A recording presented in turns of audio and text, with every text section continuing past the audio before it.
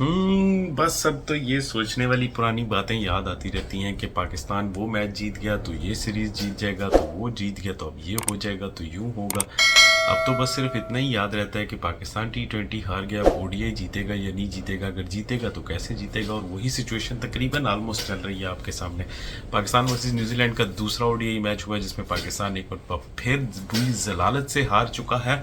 उसके बारे में बात करेंगे। एक और रिकॉर्ड बाबर आजम तोड़ने वाले हैं बहुत जल्दी ही, उसके बारे में बात करेंगे। और उसके अलावा हमारी फील्डिंग में रिजवान साहब ने क्या करतूत की और बाबर ने कैच कौन सा अच्छा करके अपनी जान पे खेल के कैच किया, उसके बारे में बात करेंगे। और भी बहुत सारी चीज़ें आज की वीडियो में, तो शुरू करते हैं।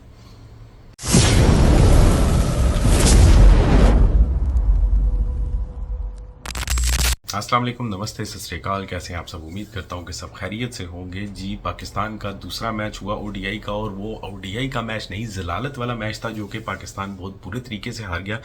जलालत ज़्यादा इसलिए कह रहा हूँ क्योंकि वैसे तो खैर हम लोग जलालत बहुत अरसे से बर्दाश्त करते आ रहे हैं, लेकिन ये जलालत थोड़ी ज़्यादा इसलिए थी क्योंकि पाकिस्तान न्यूजीलैंड की सी टीम से भी नीचे वाली टीम से हारा। मतलब वो लड़के जिन्होंने डेब्यू किया, ऑलमोस्ट 4 और 5 लड़कों ने ओडीआई में था डेब्यू किया इन्होंने, उन लड़कों से पाकिस्तान इस तरह हाल हुआ जिस तरह जो कि मतलब ये समझ लो कि आप गली के बच्चों का मुकाबला जो है वो स्टेट लेवल की टीम के साथ हुआ था। स्टेट लेवल, मैं कंट्री लेवल भी नहीं कह रहा, स्टेट लेवल कह रहा हूँ। इतने बुरे हालात से पाकिस्तान कल हारा, इतने बुरे तरीके से मैचेस हारा कि मैं सोच भी नहीं सकता था कि पाकिस्तान की ये कंडीशन होगी। हमने पूरी टीम खिलाई, पूरी ए टीम खिलाई, जिसमें कोई भी ऐसा न्यू कमर नहीं था, किसी को भी मैं कहूँ कि न्यू चांस दिया गया, वो सब पुराने लड़के थे।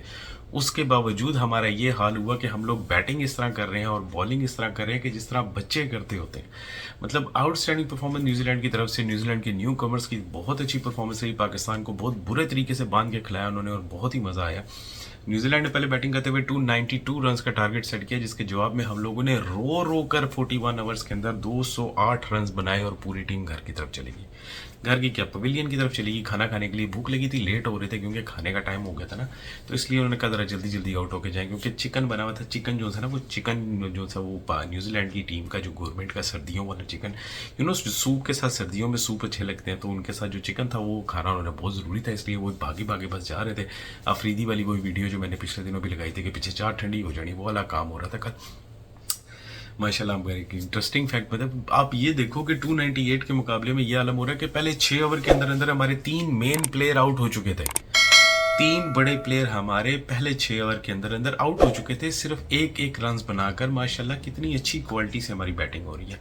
मतलब आप देखो, अब्दुल्ला शफीक एक पे आउट, बाबर आजम सो कॉल किंग हमारे जो से हैं वो भी एक पर आउट, फिर उसके बाद हमारे रिजवान साहब 5। मतलब रिजवान का तो मैं सोच रहा हूँ यार, इतना अरसा हो गया खेलते हुए, कल खेलते हुए इसको हो क्या गया था, कर क्या रहा था। ये बच्चों की तरह क्रिकेट नहीं जिससे खेलते, बाजुओं से गेंद रोक रहा है, हेलमेट से गेंद रोक रहा है, लातों से गेंद रोक रहा है, बल्ले से नहीं लगी, और जहाँ बल्ले से लगी वहां 5 पे आउट। रिजवान को मैं हैरान हूँ इस चीज़ के ऊपर कि यार उसने किस किस्म की परफॉर्मेंस दी। मैं और इंटरेस्टिंग और शॉकिंग ब्रेकिंग न्यूज़ बल्कि ये कि इन तमाम टॉप क्लास के बैट्समैन जो हमारे टॉप रैंकिंग में आते हैं माशाल्लाह, उनसे अच्छा तो हमारा नसीम शाह खेल गया यार। 51 रन बना के गया बंदा, पहली ओडीआई 50 मारी भाई साहब ने, पहली ओडीआई 50 यार। इनसे अच्छा तो नसीम शाह ही थे। इन लोगों को बॉलरों को ही ऊपर खिला लो, जब उन्होंने बॉलिंग भी करनी है और बैटिंग भी करनी है और तुम लोग सिर्फ कुछ भी नहीं कर सकते। सुफियान को इंट्रोड्यूस किया गया दोबारा से, पता मुझे ये समझ नहीं आती है, एक मैच खिलाते हैं फिर 15 मैच के लिए बिठा देते हैं, फिर एक खिलाते हैं, क्या कर क्या रहे हो। फहीम अशरम को खिलाना जो सा था वो बैटिंग के लिहाज से तो मुझे ठीक लगा, क्योंकि वो इकलौते प्लेयर थे जिन्होंने 73 रन बनाए। उनके अलावा तो बाकी पूरी टीम में नसीम शाह थे माशाल्लाह जिन्होंने 51 रन बनाए। सदके जाऊं मैं उनके ऊपर। मतलब हमारे बॉलर्स खेल रहे हैं, बैटिंग नहीं कर रही, बैटिंग बुरी तरह क्लैप्स हो रही है और वही पुराना काम हो रहा है। पावर प्ले के अंदर हालत हमारी ये है कि मैंने बताया कि 6 ओवर में 3 प्लेयर हमारे आउट हो चुके थे। अब्दुल्ला शफीक आउट, आगा साहब आउट, बाबर साहब आउट, रिजवान साहब आउट, टॉप के सारे प्लेयर हमारे एक एक दो दो के ऊपर आउट। यार कर क्या रहे हो तुम लोग, यार मुझे ये समझा दो, पूरी टीम आप लोगों की कर क्या रही है 6 ओवर्स में। आउटस्टैंडिंग परफॉर्मेंस जी, प्लेयर ऑफ द मैच रहे मिचेल, जिन्होंने 99 रन बनाए 7 चौकों और 7 छक्कों की मदद से। आउटस्टैंडिंग परफॉर्मेंस रही, बहुत जबरदस्त तरीके से उन्होंने बैटिंग की, तकरीबन हर बॉलर को तबीयत के साथ धोया उन्होंने, बहुत अच्छी परफॉर्मेंस रही। नट आउट गए 99 रन के ऊपर। इंग्लैंड की तरफ से जैकब, जो कि इस टाइम आईसीसी रैंकिंग में T20 के प्लेयर्स में यानी T20 की बॉलिंग रैंक में पहले नंबर पर आ चुके हैं। पाकिस्तान के खिलाफ 13 विकेटें लेने के बाद पहले नंबर पर परफॉर्म कर रहे हैं इस टाइम। बहुत अच्छी परफॉर्मेंस रही जैकब की, इन्होंने थ्रू आउट द टूर्नामेंट बहुत अच्छा परफॉर्म किया, T20 में भी अच्छा परफॉर्म किया ओडीआई में बहुत अच्छा परफॉर्म किया। बैटिंग की बात करें अगर तो हम मिचेल 99 रन बना के गए, उनके साथ रहे अब्बास पाकिस्तानी लड़के जो कि न्यूजीलैंड की तरफ से खेले हैं, पिछले मैच में भी बहुत अच्छा परफॉर्म किया था, इस मैच में भी बहुत अच्छा परफॉर्म किया, 41 रन बनाए और उनके साथ रहे निक जिन्होंने 41 रन बनाए। उनके अलावा अगर पाकिस्तान की बॉलिंग की बात करें तो हमारे सुफियान जिन्होंने 2 विकेटें ली 33 रन देकर, फहीम अशरफ जिन्होंने 1 विकेट ली 46 रन देने के बाद, यानी उन्होंने 76 तो बना दिए लेकिन 46 भी वो दे के गए थे। उसके अलावा हमारे वसीम जूनियर जिन्होंने 2 विकेटें ली, जिनको पता नहीं कितनी मुद्दत के बाद अंदर से टाकी टूकी मार के जाले जूले उतार के दोबारा क्रिकेट में लाया गया, रहा बेटा तू भी खेल ले, तू ना रह जाए पीछे, तू भी करा ले बॉलिंग। 2 विकेटें खैर वो भी ले गए। बैटिंग की बात करें पाकिस्तान की तो मैंने जिस तरह आपको बताया कि फहीम अशरफ जिन्होंने 76 रन बनाए, उनके साथ नसीम शाह जिन्होंने 51 रन बनाए और सुफियान जिन्होंने 13 रन बनाए। ये हमारे टॉप के थे, मतलब 13 रन हमारे टॉप के 3 बैट्समैन की रैंकिंग में आ रहे हैं माशाल्लाह से, आप देख लें।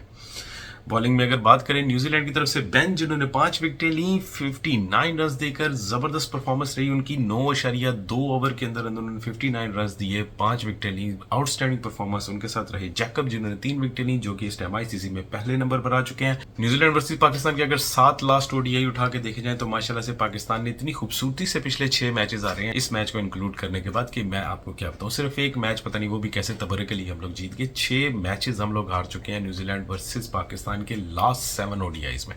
फील्डिंग की अगर बात करें तो पाकिस्तान की थोड़ी सी फील्डिंग अच्छी थी। सुफियान की बॉल के ऊपर रिजवान ने बहुत अच्छे तरीके से स्टंप किया, बड़ी अच्छा फास्ट रिएक्शन था with in 2.3 something kind of 2.3 seconds और समथिंग कुछ इस तरह बता रहे थे कमेंटेटर, इतने में रिएक्शन करना और फिर विकेट भी निकालना, अच्छा स्टंप आउट किया। और उसी की बात में अगर देखें तो बाबर ने सुना बड़ा अच्छा कैच किया, ये बाबर का कैच भी बड़ा जबरदस्त है, तस्वीर में आप देख सकते हैं। सुना कि अपनी जान पर खेल के सो कॉल कमेंटेटर ये तरह के जान पर खेल, क्योंकि डाई मारी उन्होंने, खैर पाकिस्तानी और डाई मार दें ये ग्राउंड के बीच में, ये वाकई जान पे खेलने वाली बात थी। बात तो बिल्कुल सही की उन्होंने कि हम जमीन के ऊपर डाई मार दें, ऐसे पॉसिबल तो है नहीं, लेकिन बाबर ने खैर कसम तोड़ी क्या किया ये समझ नहीं आई, लेकिन उन्होंने बहुत अच्छा कैच किया। सो कॉल लेडी प्लेयर्स को टीवी पर अगर बिठाया जाए तो इनकी बातें सुनने वाली होती हैं माशाल्लाह से, इतनी आउटस्टैंडिंग बातें करते हैं कि इनसे बड़ा तो प्लेयर दूसरा पैदा ही नहीं हुआ है। इमामुल हक साहब की बात करूं, टेस्ट में इनको वापस लाया गया तो पहले टेस्ट में इन्होंने क्या हालत की वो भी आपके सामने, अभी ओडीआई में इनको सेकंड ओडीआई में खिलाया गया सिर्फ के भाई साहब, क्या ज़बरदस्त परफॉर्मेंस है इमाम साहब की भी और बाकियों की भी। खैर इमाम कभी अकेले का क्या बोलें, यही तो मसला है कि जब आप किसी को कंटिन्यूसली नहीं खिलाते हो किसी भी टीम मेंबर को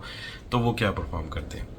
हमारे रिजवान साहब सो कॉल कैप्टन साहब के बयान नहीं समझ आ रही, T20 आने के बाद कहते हैं जी कि हमें ये समझ नहीं आ रही कि आगे से परफॉर्म कैसे करना है, क्योंकि ये पिच कैसे रिएक्ट करेगी, वेदर कैसे रिएक्ट करेगा, हमें पता ही नहीं है। सेकंड ओडीआई हारने के बाद भाई साहब ये फरमा रहे हैं कि हमें अडॉप्ट करना पड़ेगा, मतलब सीरीज़ का जब आखिरी मैच रह गया हमें अडॉप्ट करना पड़ेगा।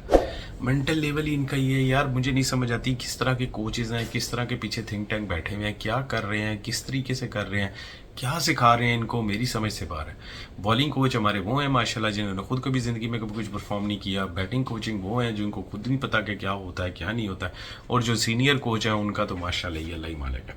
मतलब हमें समझ से बाहर है यार कि पाकिस्तान में क्या हो रहा है, क्यों कर रहे हैं। बाय डिज़ाइन टीम को बेड़ा गर्क किया जा रहा है, बाय डिज़ाइन पाकिस्तानी क्रिकेट को बेड़ा गर्क कर रहे हैं, या फिर हमारा वाकई बैट आ रहा चल रहा है जिसके चांसेस बहुत ज़्यादा कम है। मुझे तो बाय डिज़ाइन वाला ज़्यादा ही चांस लग रहा है। बाबर आजम के बारे में सिर्फ इतना ही कहूँगा कि जी ऊपर वाले का बहुत करम है, उसके ऊपर उस बंदे के पीछे वाकई माँ की दुआएं हैं या क्या चक्कर है। अब बंदा कुछ ना करके भी रिकॉर्ड बनाता रहता है, जैसे पिछले दिनों आपको याद हो इंडिया पूरा तड़प गया था इस बात के ऊपर कि कुछ ना करके भी वो आईसीसी रैंकिंग में पहले नंबर पर आ गए।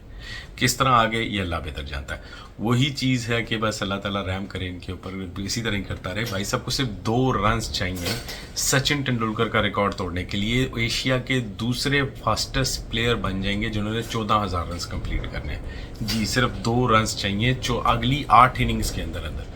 मतलब देख ले रिकॉर्ड बन रहे हैं, रिकॉर्ड टूट रहे हैं माशाल्लाह जी। बाबर के हाथों ही टूट रहे थे तो बड़े लेजेंड्स प्लेयर के, और बाबर खुद क्या परफॉर्म कर रहे हैं पिछले 2-3 साल से, क्या हो रहा है उनके साथ, उसके बावजूद उनका रिकॉर्ड बनते जा रहे हैं। ऊपर वाले का करम है, दूसरे प्लेयर वो एशिया के बन जाएंगे और 8वें प्लेयर वो ओवरऑल द वर्ल्ड बन जाएंगे जिन्होंने सबसे ज़्यादा 14,000 रन फास्टेस्ट बनाए हैं। रिकॉर्ड है जी, रिकॉर्ड है। खैर पाकिस्तान अपना ये मैच भी हार चुका और इसके साथ साथ अपनी सीरीज़ भी हार चुका, T20 की सीरीज़ भी हार गया, ओडीआई की सीरीज़ भी हार गया। बांग्लादेश से हारने के लिए हम लोग जाने वाले हैं। अब बांग्लादेश आएगा हमें हराने के लिए या हम जाएंगे उनसे हारने के लिए, और उसके बाद वेस्ट इंडीज़ आएगा। आगे आगे सीरीज़ होती जाएंगी, उन सीरीज़ के बारे में अपनी जलालत की वीडियोज़ लेकर आपकी खिदमत में हाजिर होते रहेंगे। तब तक अपना बहुत सारा ख्याल रखिएगा। सेम चैनल पर फिर मुलाकात होगी। कुछ अच्छा लगा तो बताइएगा, नहीं अच्छा लगा तो भी बताइएगा। तब तक अपना बहुत सारा ख्याल रखिए। अल्लाह हाफिज। ठोक दीजिए महाकाल का ठोक लीजिए 5,000 लौटे दिख जाना।